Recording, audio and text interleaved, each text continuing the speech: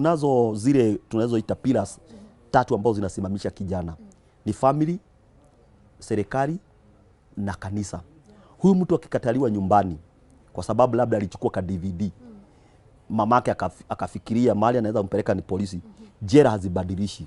Unaenda jela kwa sababu uliiba DVD, akitoka huko atakuwa mwizi wa kutumia bunduki.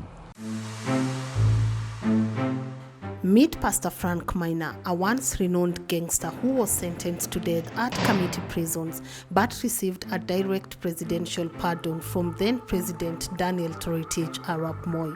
Today, he ministers to robbers, prostitutes and drug addicts at Worldwide Mission Center in Gashie with the help of lead pastor Geoffrey Masharia.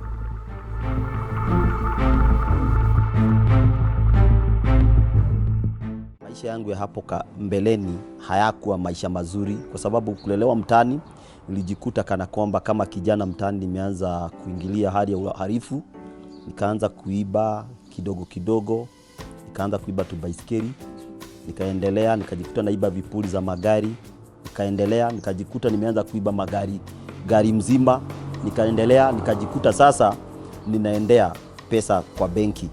Siku moja tuliiba banki ya mwaka moja banki ya Barura mara 3. Na nafikiri sisi ndio tufanye benki ifungwe, maana baadaye niliona imefungwa, ifunguliwe kwa taski beba.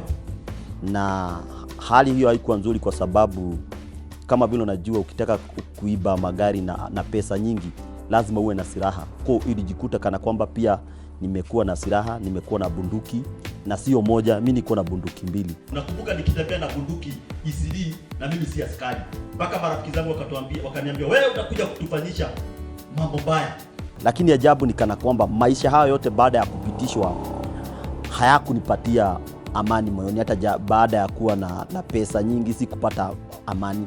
Nilijikuta kana kwamba baadaye nimemalizia kuwa katika mwizi sugu, mtu ambaye anayetafutwa, mtu ambaye hawezi kuwa na jamii yake karibu, mtu hawezi kuwa na watu wao marafiki karibu kwa sababu hakuna rafiki sasa alitamani kukaa karibu na mimi kwa sababu alijua mimi ni mhalifu. Japokuwa nilikuwa naenda jela moja hadi nyingine, kufungwa, kuachiliwa, kufungwa na kuachiliwa. Finally nilifika mahali ambapo nilipigwa risasi ya mguu. Kupigwa risasi ya mguu nikajikuta niko Kenyatta. Kufika Kenyatta nikajikuta nimegojewa na askari, nikafungwa. Kuanzia hapo maisha yangu, safari yangu ya gerezani ikaanza, na nilipoenda kuhukumiwa nilihukumiwa na robbery with stroke 2. Robbery with stroke 2 ni kiasi kana kwamba unaiba, kutumia silaha, kutumia nguvu na kuua. Kwa hivyo hiyo iliingia ni kunyongwa tu. Kwa hivyo nikiwa na miezi 6 nikiwa nagojea kunyongwa, rais mstaafu Moi wakati huo mwaka wa 1993 alikuwa ametembea gereza la Kamiti. So nikija na zile mikongojo yangu kwa sababu tayari nilikuwa nimeshapigwa mguu risasi au kwa umepona, nilikuwa tumia zile crutches. Nilipitishwa, aliomba nipitishwe kwa sababu nilikuwa kijana mdogo, hata mwili ulikuwa unaonekana mdogo. Kwa hivyo nikapitishwa, na bila kujua kana kwamba hiyo nilikuwa ni siku yangu ya wokovu ama ya kufunguliwa. Nilifikiria mimi naenda kuuliwa wakati huo kwa sababu mtu ambaye amehukumiwa kunyongwa tulikuwa tunajua haiwezi badilika. Kunyongwa ni utanyongwa tu. Kwa hivyo nikajikuta kana kwamba nimekaribia dais ya president, na pale ndio ukombozi wangu ulipatikana kwa sababu kutoka pale niliachiliwa na msamaha wa rais. Niliamua kana kwamba kwa sababu nimekuwa katika janga hili la uhalifu kwa miaka mingi, nimekuwa maisha ya jela, nimenyana na polisi, kwa nini na mimi nisianze kufikia wale vijana marafiki zangu ambao nilijua mtaani? Na usikiliange majambazi ni wanaume peke yake. Kama mimi group yangu ilikuwa na msichana alikuwa anaitwa Asha, mkali sana. Kwanza alikuwa ni sharpshooter, maana kalikuwa kame drop, kalienda kakajaribu Air Force, ikashindikana 82. So ule msichana alipotoka alikuwa msaada kwetu. Kwa hivyo nikaamua kana kwamba nitatumia muda wangu mwingi kuwafikia wale vijana, kuwazungumzia one on one. Kabla mtu hajapelekwa jela, tunaweza kuwa na nafasi nzuri ya kuzungumza na huyu mtu moja kwa moja. Nimwambie maisha yangu kule nilikuwa, na nimwambie kana kwamba crime does not pay. So baada ya kuzungumza hii, nimekuja kupata kana kwamba kunao mabadiliko mengi ambayo huwa yanatendeka pale ambapo unapojifungua moyo na kumpatia mtu mwingine nafasi yake ya kujifungua moyo. Kwa sababu akipata mtu ambaye anaweza aminia story yake, ni rahisi sana kubadilisha vijana bila kutumia mtutu wa bunduki.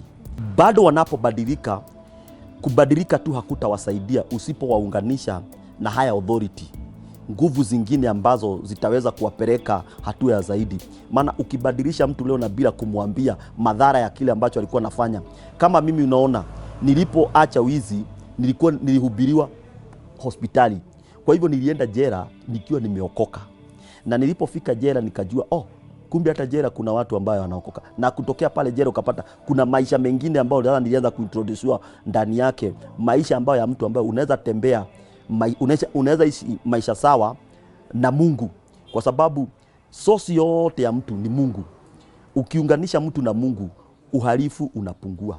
Kwa hivyo nilijikuta kana kwamba uhalifu umepungua, na kwa sababu umepungua nikiwa kanisani, ni vizuri wale vijana wanapokuja sana sana huwa hatuwahubiri, ni kuwafundisha maadili mazuri na njia za kutoka katika kile kitu anachofanya. Then unarudi unamuunganisha, unampatia fursa ya kana kwamba kama angetaka kujaribu maisha hayo mapya, then unamconnect na huyu Mungu. So unajua kana kwamba tukiendelea kufanya haya mambo, Mungu atatusaidia na tutakuwa na uwezo. Kwa hivyo mimi nashukuru kwa kuweza kupata fursa hii ya kuzungumza moja kwa moja nanyi, na tuseme kama tutazidi kunena mambo haya ili yapate mabadiliko.